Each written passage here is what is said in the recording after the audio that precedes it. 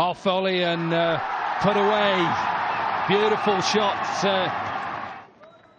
অনূর্ধ্ব ১৯ দলের কাপ্তানির হাল যেদিন থেকে ধরেছিলেন সেদিন থেকে চোখে মুখে একটাই স্বপ্ন ছিল মেহেদী হাসান মিরাজের। সবসময়ই ভাবতেন কিভাবে গোটা বিশ্বের সামনে দেশকে রিপ্রেজেন্ট করা যায়। সেটার একটা উদাহরণ বছরের শুরুর দিকে দেন মিরাজ। অনূর্ধ্ব ১৯ দলকে যুব বিশ্বকাপে সেমিফাইনাল অবধি তুলে শুধু কি দলকেই টেনে নিয়েছিলেন, হয়েছেন টুর্নামেন্ট সেরাও। সেই মিরাজকে নির্বাচকরা রাখেন আফগানিস্তান ও ইংল্যান্ডের ঘোষিত দলের পুলে।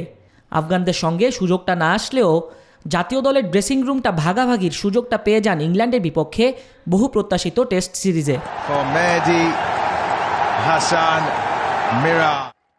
চট্টলার পয়াভেনু মিরাজকেও হতাশ করেনি, ডেবু ম্যাচেই 5 উইকেট শিকার। নিজের পঞ্চম ওভারে কুকের ওপেনিং পার্টনার বেন ডাকেটকে নাচিয়ে ছেড়েছেন মিরাজ।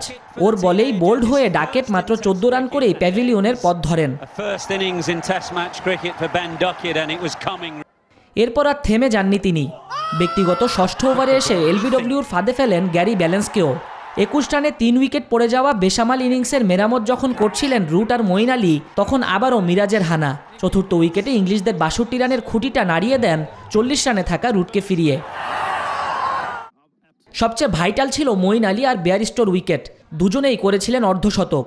68 রানে মঈন আর 52 রানে থাকা বেয়ারিস্টোকে ফিরিয়ে সপ্তম বাংলাদেশি ক্রিকেটার হিসেবে অভিষেকে মেহেদী মিরাজ ঝুলিতে পড়েন 5 উইকেট।